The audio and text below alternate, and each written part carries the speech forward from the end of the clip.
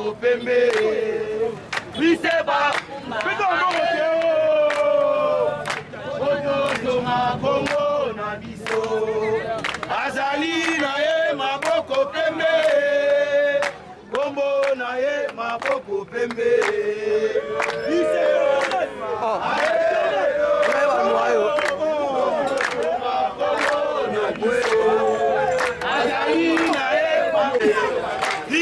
biseba kumba aelelo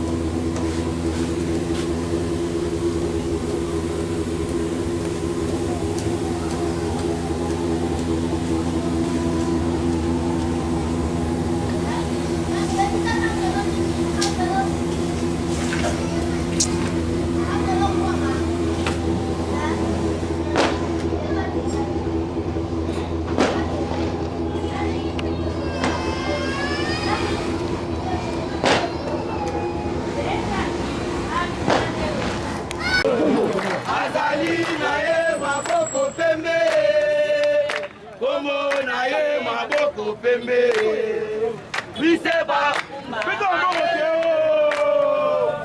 Ototonga Kongo na biso azali na ye maboko pembe kombo na ye maboko pembe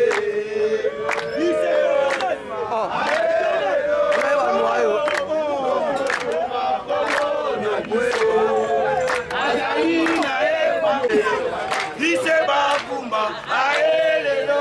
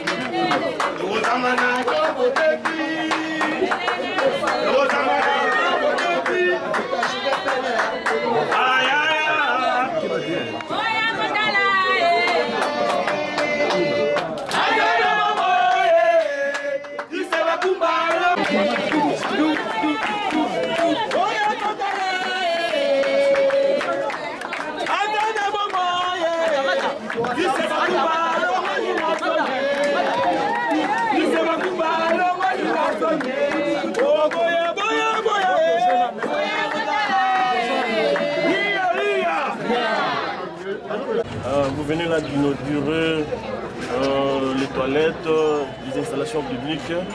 Pourquoi c'est Compassion? Écoutez, monsieur les journalistes, moi j'ai grandi sur l'avenue qui suit. Nous sommes ici sur l'avenue Sombololo, au croisement avec l'avenue des Tuileries. Moi, comme je dis, j'ai grandi sur l'avenue Ngunga. Cet immeuble m'a vu grandir. J'ai joué ici.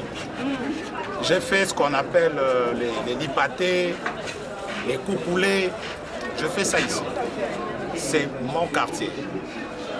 Et j'ai suivi plusieurs émissions où on montrait que cet immeuble était le plus sale de la ville de Kinshasa parce qu'on n'y trouvait pas des installations sanitaires.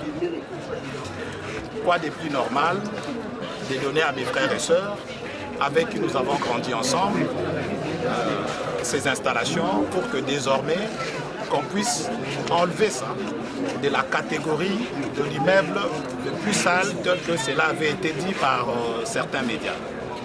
Donc, eza likabo na ngai pona bandeko na ngai o nakoli na bango esika moko. Avec quel coût? Le coût, on peut savoir le coût de ces travaux. Et puis, où est-ce que vous avez eu le financement? Vous savez, monsieur le journaliste, na répondre na lingala pe na ba façon mibale. Ya liboso Bible lobi soki loboko ya mobali epesi, loboko ya mwasi eyeba te. Et qu'on a trop orgueilleux de ma part d'avancer le coût des travaux et pas à Batunyo Soha. J'espère que Bandeko Bayamba Kinga Pona Sala Moussala Oyo, Bayebi, étape na étape, peut montant où il soit. Mais le financement, vous n'avez pas. Mais, quartier na ébissio na Koliao, Batata pe ba maman nyoso zomonoyo, bango bamelinga, bango batangi singa classe, bango basali tenazo musala nazala o nazalelo. Donc financement et outil na muke ya musala nazali ko sala pe na ndimi ko kabola ngo na bango. Donc eza fond oyo e outil na organisme mon côté, eza fond oyo outil na motoki na musala au mwana na bango za ko sala na éducation ba pesa ki. Un petit message. Message eza pona bandeko baso. Batata, ba mama, bandeko nyonso oyo bako utiliser installation oyo. Ebongi malamu. Kobanda lelo pe mikolo eza koya, baye bako prendre soin na yango. Baye bako salela yango en toute responsabilité. Baye bako batela yango. Lelo tokoki ko sepela boye. Mais ceux qui entretiennent ezate après un mois, on risque même de ne pas savoir que Moussala Moko et Salé Maki a. Donc, Naza pour exhorter, les utilisateurs, les installations Oyo, Basala vraiment na monté ma kimia, na monté ma kokita, pour baper sa makasi, yato me capé pour la bisika mususo tokoki ko porter main. Voilà. Merci. Merci. S'il vous plaît, maître. Monsieur Fabrice, DG Magazine dans le Bakéné. Maître Makanisi Kitoko Domoni. C'est comme si elle a remarqué aux amis focalisés dans le quartier Djalo. Combien de gens sont dans le quartier Djalo? Merci mingi pona motuna oyo. Na bandeli ke na uti koloba sikoyo. Soki loboko ya mobali epesi, ya mwasi eyeba te. C'est vrai, commune à Kinshasa, ils ont un quartier belé. Mais na kanisa que l'action n'angaï. Ici est traversé Djalo, ici est commune à quartier Moussoussou, mais ils ont plutôt que les cas dans le silence. Et Bongi, moi na yandako, t'as dit que ma commune? Moi na yandako. Donc Bongi, moi na yandako, asala makambu yandako na 4 murs et non pas en faisant trop de bruit dans les médias. Le message ni le ça, pour des promesses ni le ça bana yangwaka. Pour bana yangwaka pe bazana besoin ya présence na discipline. Na bana yangwaka pe bana ya ba quartier Moussoussou. Ba action isolée ici et Salemi pe ezako Salema. Soki bolingi ba action forte, il faut qu'on s'organise avec une petite délégation au bakoki komon na bandeko baza ko salisanga pour que toye ba quel est les besoins et to meka ko saisir besoin wana pona ko sala musala ekoki komona na misu ya bato. Mais ba action isolée ndenge toza ko sala to ko tikate ba famille ba kozala toujours bénéficiaire, il y a ba petite action de notre part. Il faut pas oublier que portefeuille ezamuke et on donne que ce qu'on a. Donc nous donnons par rapport à notre petit portefeuille. Voilà.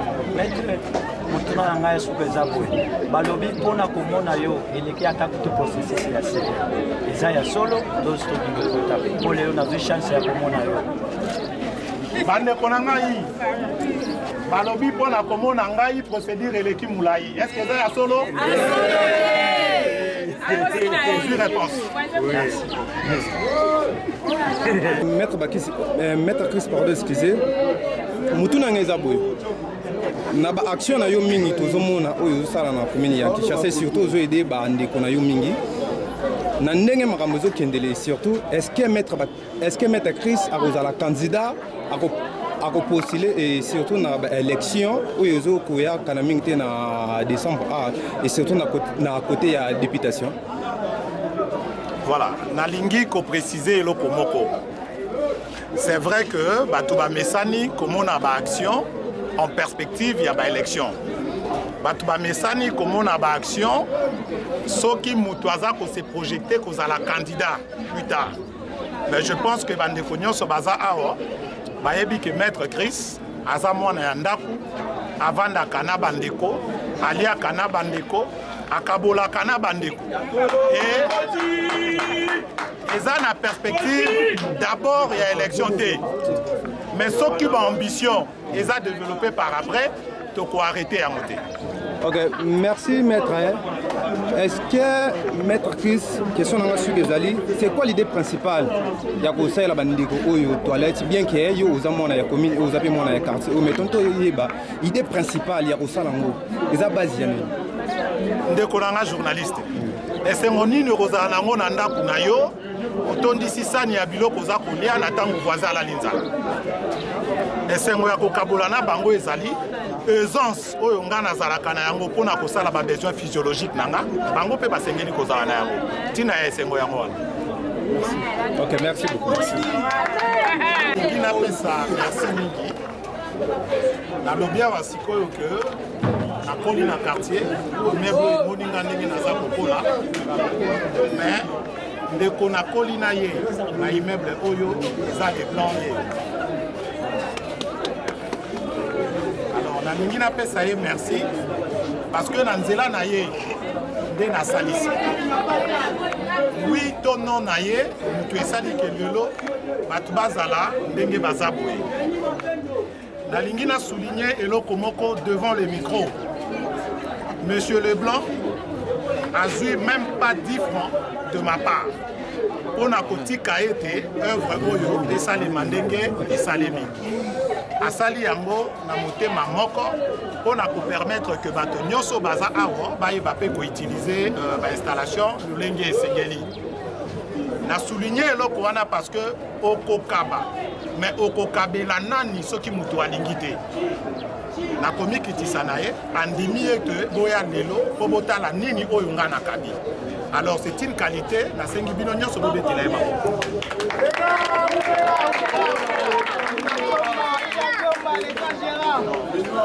Maloba na koki koyebisa le blanc eza na kati ya kikamarade na biso tokoli tosali lipate awa tokoli tosali fukule awa et voilà nzambe asali grâce ke lelo na nsima na ngai bandeko bazwa bainstallation sanitaire mpona koetali babesoin na bango mpo nalobi oza na nzela na yo na kosenga yo en tant que gérant ya immeuble otravaille mpona kopérenniser œuvre ya camarade na yo voilà maloba na ngai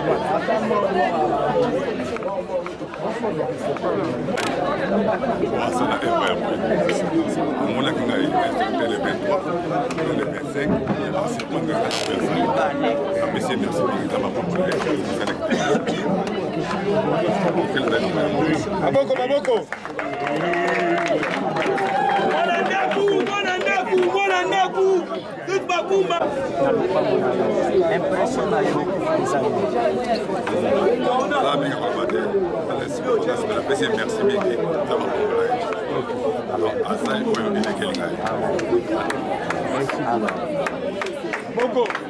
Mama epele sur le but condition de leur vivre il est difficile en tout cas pambola Chris apambola epenza esika bilisaki ebota lisusu na oyo asali biso jamais de malipropos soki obosani ye seke tofaka bato oyo eloko asali oyo okutu na motu na biso ezalaki te aye kosala baaro ya kitoko esunga biso na bana na biso baisage moko apropre en tout cas nzambe apambola nzambe mpenza pambola ya pambola ye akotosepeli na ye oyo akosala na élection.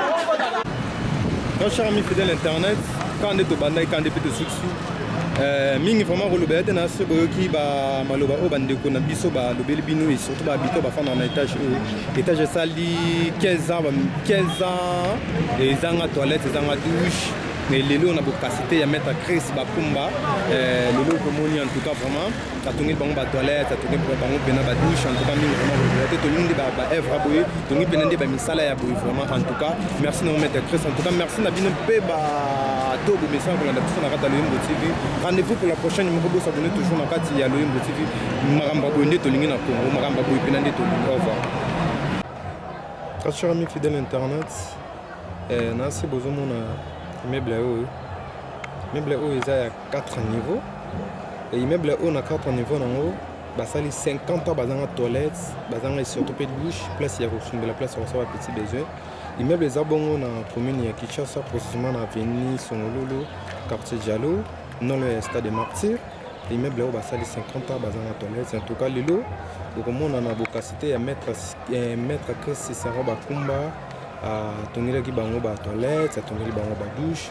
En tout cas beaucoup monde a beaucoup découvrir misala au salami awa et surtout misala au et salami vraiment awa et vous avez ba intervention il y a habitant étage vous avez intervention na bango ba kozanga mo lilobate ya ko le ba par rapport ya au salami lelo parce que immeuble sali 50 ans bazana douche bazana toilette en tout cas bon mona bokoyo ka bandeko ba fandara ba habitant au bazara awa par rapport à bakoyo ka ndenge ba roloba et surtout merci na yo mettre Chris Bakumba na ozo sala et surtout ming tolingi mamba na mboka tolingi vraiment mamba en tout cas bato ebele baleka awa badepute ya lolingi na lolingi baleka awa baprometa bango baosala bango douche toilette mais esalama te mais lelo tomoni mete Chris sango Bakumba asali bango mpena douche asala ba toilette en tout cas mingi vraiment koloba eza te bokomona badouche bokomona batoilette ndenge nini esalami surtout c'est mpe na babonne qualité pene esali na qualité ya bien o pena question moto azosumba surtout azosoka kozala à l'aise merci.